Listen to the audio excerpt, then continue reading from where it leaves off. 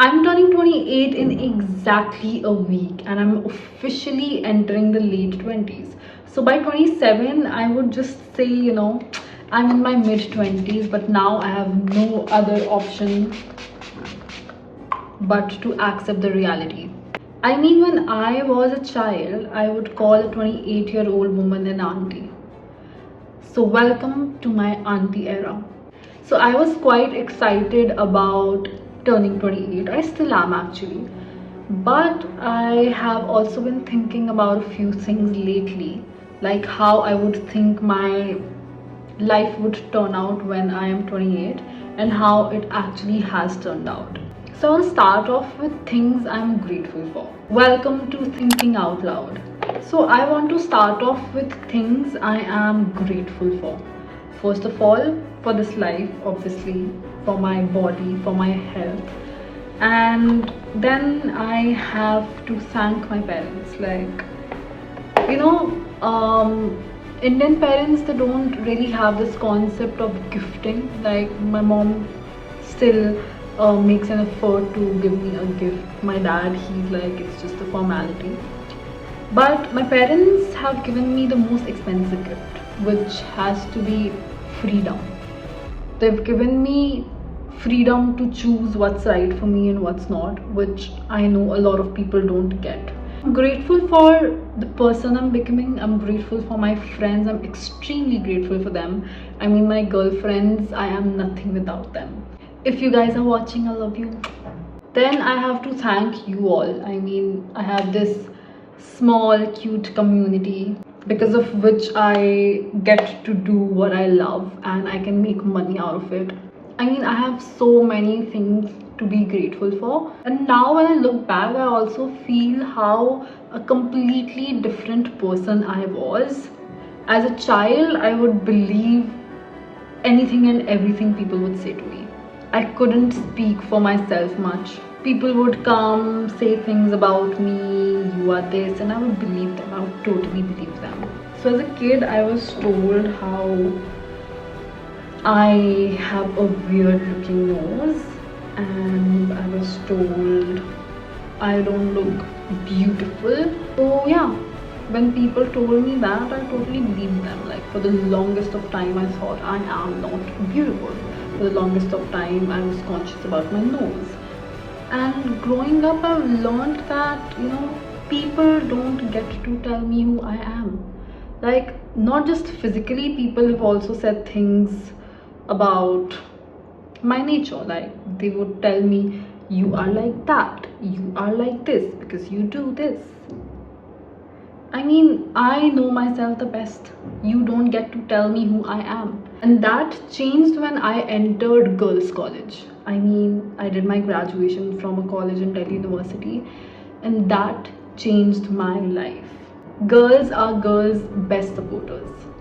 Believe me, they can empower you like no one can. That was a big change for me, and that changed so many things for me. I was a changed person, but still I was a bit of a people pleaser. So when people would say, oh, that movie is so cringe, that movie is so weird, I would be like, oh yeah. Even if I loved that movie, I would try to blend in. And trust me, that's the worst way to blend in. And that kind of changed last year, I guess. I mean, obviously it was in process since a long time, but it took me 27 years to say out loud what I like and what I don't without feeling judged by others. Sometimes the simplest of changes can take the longest of time. And then we think, what took us so long? That was such a simple change. But the one thing I'm trying to change now is to not beat myself about it. Another thing I was conscious about while growing up was how people think of me. I mean, I would not want anyone to think ill of me in a way that I am mean or I am not a great person. And I have spent a lot of time trying to convince a few people that I am not the person you think I am. But did that change anything? No. I mean, you can't change what people think of you, and it's not your duty to change their POV. I mean, it took me so long to understand that, but eventually I did. However long it took, we are here, and that's the only thing that matters. Coming on to what I thought my 28 would look like. If you ask 22 or 23-year-old Sakshi, she would say, I'd be married by 28 or maybe have children too, but lol, we are not even close. I mean, I see people my age getting engaged and married left, right, and center. Am I happy for them? Yeah, but do I feel envious? Yes. Obviously, I keep telling myself that it's taking longer for me to find a partner because good things take time. But at times, I also end up thinking, what if I end up being that unmarried auntie who doesn't have a family? I mean, what is it that's taking so long? I am asking for the bare minimum. Still, I can't find anyone. Is there some problem with me? You keep spiraling. Maybe it's not the right time. You'll find someone at the right time. Like how, as a child, I wanted to become an architect and then a lecturer and then a lawyer and whatnot, and then finally, this felt home. Content creation felt home. Maybe this is how things are gonna happen with my partner too. You get the feeling that this is right for you. But when you tell yourself that, there are people around you who want to convince you otherwise. In this case, especially your family. Like, my family is the coolest family ever, hands down. But obviously there's generational gap and you cannot deny that. I mean, just imagine I am wearing a black top and I go out and people compliment saying, oh, the red top looks so nice on you. And I correct them, obviously. Like, are you blind or what? I'm wearing a black top. They'd be like, no, you're wearing a red top. I'd be like, okay, cool. And then a few more people pass by and they again say, nice red top. I'd again resist. I would say, no, it's a black top. And they'd be like, no, it's a red top. Moving further, you meet another bunch of people and they tell you, nice red top. Then you start doubting yourself. And after a while, another bunch of people and they say, nice red top. And then you might stop and say, thank you. Because now you're convinced because everyone around you thinks it's red. So obviously you doubt yourself because so many people can't be wrong. You are the one who are. And that was also true for my career. Like, when I started off, I was making videos and everyone thought it's out of hobby. And even I didn't trust myself. I never thought that I would be able to earn from what I do. Eventually, we did. And there was just one person who trusted me that I'd be able to make a career out of it. It was not me. It was my Bade Papa. If he's watching, thank you, Bade Papa. And I'd be forever grateful for him because when no one did, when even I didn't trust myself, he trusted me. I've told you time and again that I have the coolest family ever and no one can take that away from them. It's just there's generational gap which leads to certain things, right?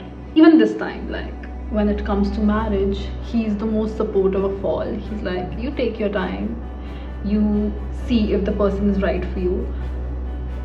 The rest, they're like, okay, things fell in place with us, it will with you too, so just don't overthink this and that and stuff like that. A, I'm not overthinking. B, I'm choosing a life partner for myself. How can I not think? Won't it be the stupidest thing ever to not think before choosing my life partner? It's taking time for me and it's okay. We all have different timelines. If I don't marry in a year or two, will my life end? No. I mean, I am so busy right now. I am working constantly, I'm traveling, and I have assignments in almost every class. When you are in your late 20s, the one question that people are gonna trouble you with is marriage. I mean, the same old dialogue, हर चीज़ का एक सही time होता है, तब तक चीज़ें हो जानी चाहिए क्योंकि बाद में प्रॉब्लम होती है. What is the right time?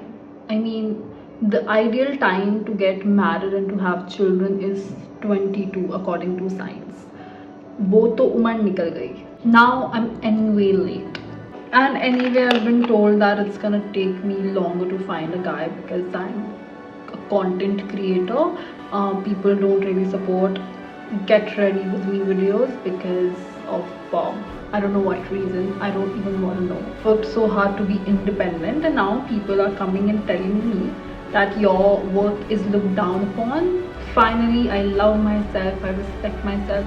But society wants to attach your self-worth with marriage and children. Since childhood, I have been this person who was goody two shoes. Even in my relative circle, people think of me as a good child, which I am. But time and again, I have made choices which were kind of rebellious. I scored well in my 10th standard, but in my 12th standard, I didn't score as per people's expectations. For career choice, people thought I would go for some conventional lecturer or whatever, but I'm a content creator now. Now coming on to another major thing in life, marriage obviously. I've always told people that I want to get married, and I want to get married, okay? But people thought that obviously I would get married by 26 like a goody two shoes girl, but I didn't. I'm 28 and not even close to finding my life partner. If you think looking for bare minimum is being choosy, I am choosy. I don't care about what age I am. I will only marry if I find the right partner for me. And will I? Hell yes. Obviously it can take time, but I have time, baby. But settling just because now is the right time and my biological clock is just ticking, no, I'm not gonna fall for that. And who I'm doing it for? My children. Obviously they're gonna grow up and see these videos and see how their mom never settled. I want to be an inspiration for them. And whoever is watching this, it's better off being alone than being with someone who's not right for you. People around us are gonna try to convince us, but you only need one person in your corner, and that is you.